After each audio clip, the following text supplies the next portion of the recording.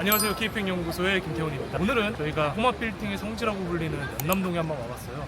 연남동이 최근에는 좀 힘들다는 얘기가 많은데 지금까지는 어땠고 앞으로 또 어떻게 바뀔 것인지, 그리고 현재 상황은 어떤지, 공실은 좀 얼마나 있는지 최근에 중개한 사례들도 있고요. 그래서 한번 촬영차 연남동 한번 방문해봤습니다. 여기 보시면 여기 홍대 입구역 3번 출구거든요. 보통 연남동이 이쪽부터 많이 이렇게 돼요. 사람들이 이동을 많이 하는데 이 포입 같은 경우에는 동교동으로 지번이 이루어져 있고요. 이 미로길 중간서부터 연남동으로 많이 치행하긴 해요. 근데 대부분 사람들은 이 동네 자체를 연남동으로 불리긴 하죠. 여기가 연트럴 파크라고 하는 데가요? 네, 연트럴 파크고요. 보시면은 이제 공원화가 이렇게 되어 있어요. 근데 저희 예전에 생각해보면 이쪽 길이 사실 폐철길이었습니다. 폐철길이었는데 2015년, 16년도부터 해서 이렇게 공원화가 됐고 지금은 거의 한 10년 정도 됐죠. 상권 자체는 많이 성숙기에 이르렀다라고 볼 수 있을 것 같아요. 근데 이 동네에 저희가 이제 투자자로서 어떻게 얼마나 규모 있는 자산들을 어떤 형태로 좀 투자를 해야 되는지 이런 것들을 중점적으로 좀 다뤄보고자 영상 키게 되었습니다. 보시면은 이 연남동 같은 경우에 사람들의 동선을 많이 잘 파악을 해야 돼요. 네. 보시면 여기 3번 출구에 나가는 트로파크 기준으로 했을 때 이 왼쪽 길에 사람들이 훨씬 많습니다. 왜냐면은 역 출구도 바로 앞에 있을 뿐만 아니라 사람들이 처음 들어올 때 이 공원 때문에 사실 여기가 언덕이 좀 있어요. 그러네요. 네. 이쪽으로 언덕이 좀 져있네요. 언덕이 좀 있기 때문에 바로 이 오른쪽으로 넘어가지는 않습니다. 그래서 이 왼쪽 그리고 이 오른쪽 오른쪽은 초입은 조금 약하고 이 중간서부터 이제 미로길로 많이 시작이 돼요. 그러면 쭉 이 길을 걷다 보면 어디까지 연결이 돼 있는 건가요? 끝까지 간다라고 했을 때는 저기에 이제 할리스 커피 건물이 하나 있습니다. 거기가 가장 메인 같은 느낌이 좀 들기는 해요. 네네. 한 4거리, 5거리 정도 되는데 그쪽에서 네. 사람들이 많이 만나기도 하고 그 동네에서 많이 만나기도 합니다.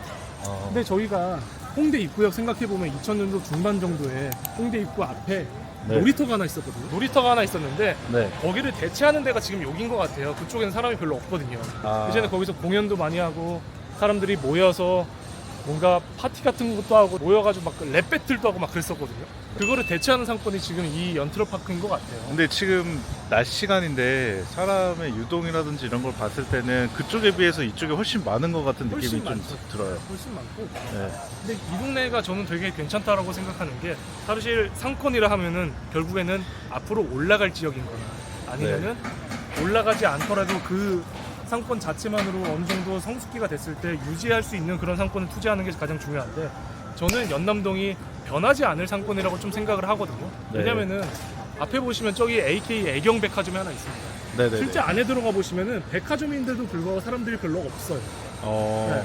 그 이유는 제가 저번 한남동 영상에서도 말씀드렸다시피 네. 결국에는 어떠한 사람들이 어떠한 목적을 갖고 어떤 소비를 하는 것인가를 많이 살펴봤을 때는 이 동네 같은 경우에는 홍대 입구역 그 공항철도가 연결이 됐잖아요. 네. 외국인들이 왔다 갔다 하기 되게 편하고 첫 번째로는 네네. 그다음에 홍대 입구역이 사실 이 강북 상권에서는 가장 대표적인 상권 중에 하나거든요.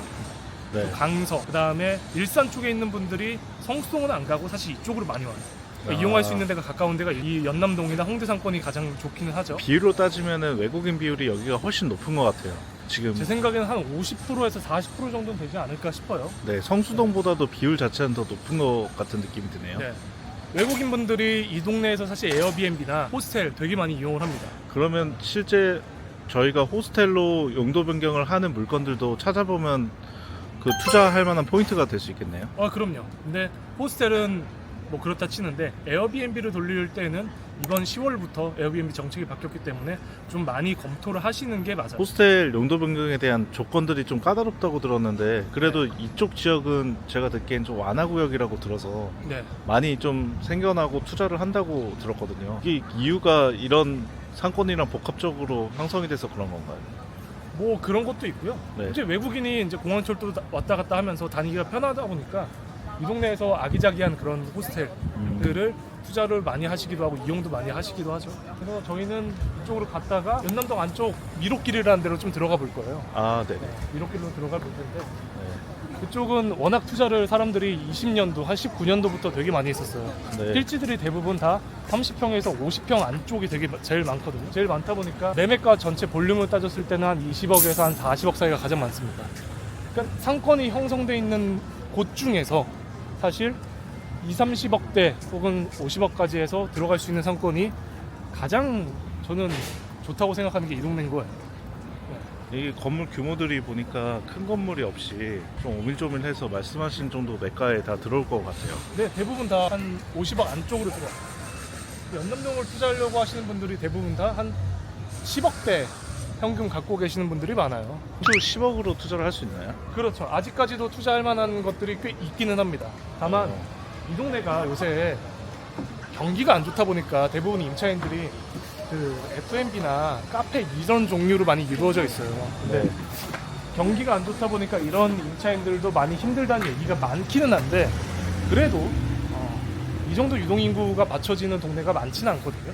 그러니까 이 동네를 이용하는 사람들이 대부분 다 20대 초반부터 30대 초반이 가장 많아요. 그리고 외국인들. 그런 친구들이 데이트를 할 때는 이 동네를 가장 많이 이용합니다. 그러니까 이런 데이트를 건물들도 뭐 이면에 이렇게 형성이 꽤 잘 돼 있네요. 임차인들도 그렇고.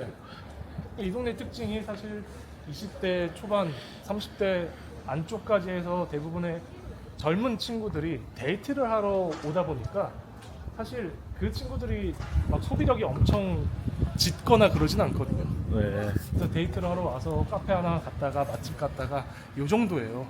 그리고 막 구석구석 둘러보니까 여기도 되게 구석인 것 같잖아요.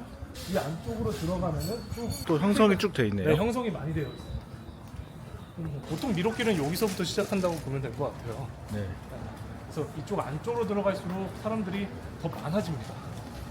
그러니까 20대부터 30대 초반 사람들이 시선 자체가 골목골목 많이 다니다 보니까 건물의 형태를 많이 보면은 네. 생각이 별로 없어요. 저도 여기 올 때마다 헷갈려요. 올 때마다 헷갈려서 여기가 여긴가를 계속 지도로 확인을 해야 되는 동네긴 하거든요. 근데 네. 투자자 입장에서 살 것 같을 때는 도로도 좁고 건물도 많이 노후가 됐고 그리고 경기도 많이 힘들다고 하다 보니까 연남동이 요새는 20년도, 21년도에 비해서는 투자 가치가 좀 떨어졌다고 할 수는 있는데 네. 그래도 한 30억대 좋은 역 네. 초입이나 미로길 안쪽이더라도 한 30억 초반 요 정도 느낌으로 매입하시면은 되게 성공적인 투자가 되지 않을까 싶어요.